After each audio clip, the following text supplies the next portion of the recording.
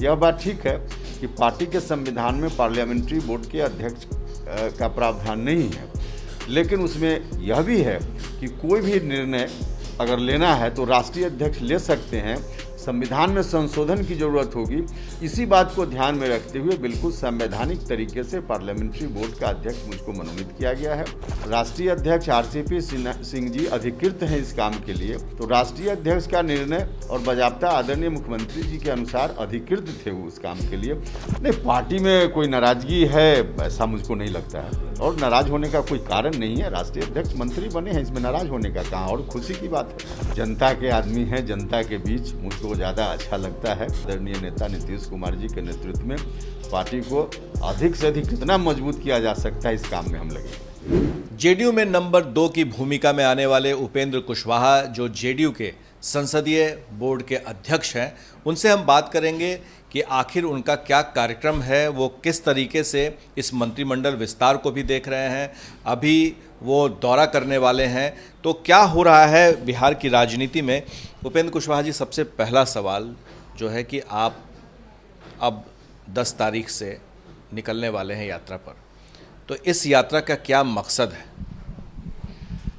देखिए, कोरोना के कारण एक लंबा गैप हो गया है मूवमेंट का, इसलिए हमने सोचा और पार्टी की ओर से भी मुझको निर्देश प्राप्त हुआ कि लोगों के बीच जाना चाहिए।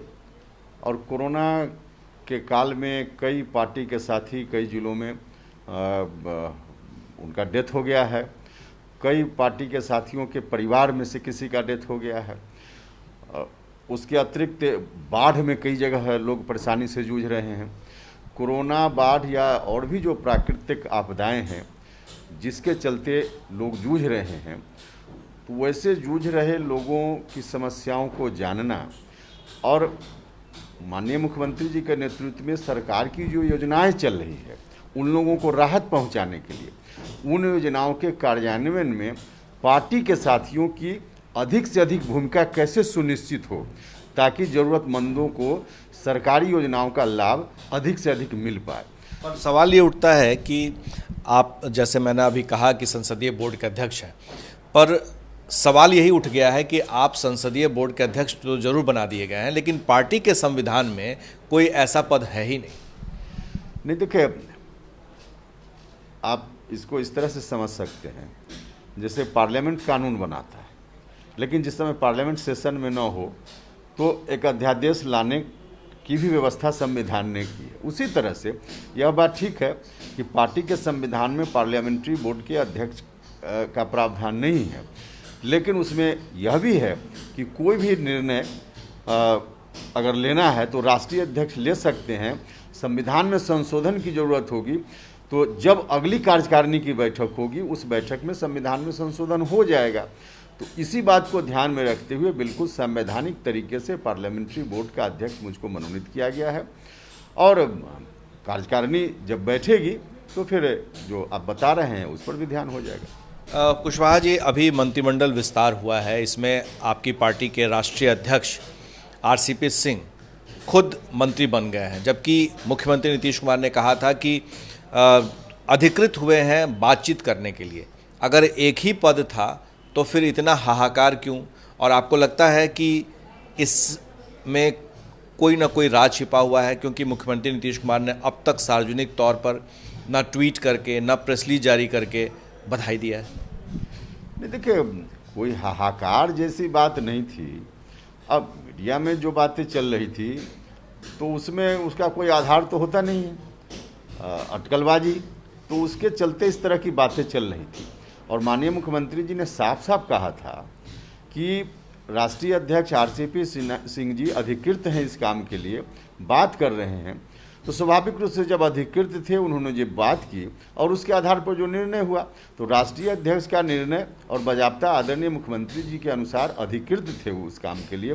तो जो भी निर्णय हुआ, अब पार्टी या उस तरह से फिर आपके सामने निर्णय है। आप क्या संतुष्ट हैं एक पद से? क्योंकि एक पद का तो उन्होंने, नीतीश जी ने स्वीकार कर दिया था, उन्होंने उस ऑफर को ठुकरा दिया था 2019 में ही।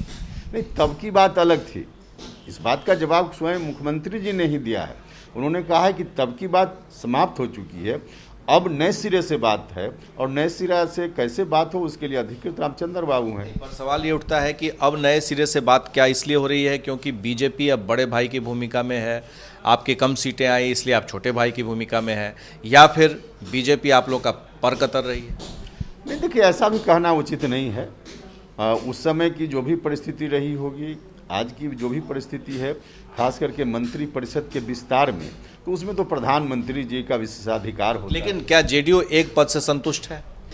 देखिए, अब संतुष्ट होने और नहीं होने का कोई विषय ही नहीं।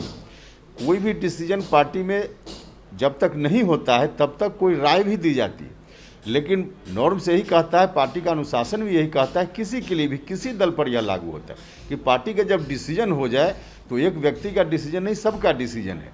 तो इसलिए अब उसका सवाल ही कहाँ उठता है। नीतीश कुमार ने अभी तक बधाई नहीं दी है उनको, न ट्वीट करके न प्रेस रिलीज से, किसी भी तरह सार्वजनिक तौर पे। इसको आप कैसे देख रहे हैं?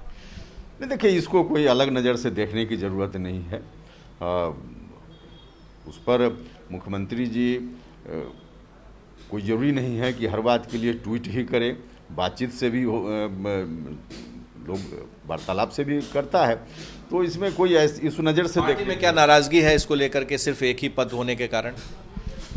नहीं, पार्टी में कोई नाराज़गी है ऐसा मुझको नहीं लगता है, और नाराज़ होने का कोई कारण नहीं है। राष्ट्रीय अध्यक्ष मंत्री बने हैं, इसमें नाराज़ होने का कहाँ, और खुशी की बात है। तो क्या अब एक पद और एक पार्टी अध्यक्ष या पार्टी का अध्यक्ष या फिर किसी पद पर दो लोगों के रहने की बात नहीं है, तो क्या आपको लगता है कि आरसीपी सिंह अब पद छोड़ देंगे? नहीं, देखिए, अभी इसका भी सवाल नहीं उठता है। माननीय मुख्यमंत्री जी भी राष्ट्रीय अध्यक्ष थे, तो जिस वक्त उन्होंने राष्ट्रीय अध्यक्ष पद छोड़ने की बात की, उसके पहले काफ़ी दिनों तक दोनों पद पर थे। व्यक्तिगत रूप से उनको लगा कि अब काम करने में परेशानी हो रही है, दो जगह काम करना पड़ रहा है, तो खुद ही उन्होंने डिसीजन लिया कि हमको ऐसा करना चाहिए। तो पार्टी में कोई लिखित रूप में ऐसा ही नियम है, यह भी नहीं है, तो अभी कोई ऐसा नहीं है कि उनको छोड़ना चाहिए या नहीं छोड़ना चाहिए, कोई अभी का विषय ही नहीं। क्या आपको लगता है कि अगर आपको कभी ऐसा मौका मिला अध्यक्ष बनने का, तो आप उसे मौका को लेंगे अपने हाथ में? नहीं, देखिए, हम जनता के आदमी हैं, जनता के बीच मुझको ज़्यादा अच्छा लगता है। पार्टी में एक कार्यकर्ता के रूप में हमने काम करना शुरू किया है, और उसमें हमारा मन लग रहा है। आदरणीय नेता नीतीश कुमार जी के नेतृत्व में पार्टी को अधिक से अधिक कितना मजबूत किया जा सकता है, इस काम में हम लगेंगे। पार्टी को मजबूत करना है, और इसी बारे में वो दौरा करेंगे पूरे बिहार का। बिहार में जाएंगे, पार्टी के समर्थन से पार्टी के लोग उनके साथ होंगे। तो यह दौरा क्या वो नींव है जो आने वाले समय में जिसका पौधा या फल दिखाई देने वाला है? हमारे सहयोगी शैलेश के साथ प्रकाश कुमार, एबीपी न्यूज़, पटना।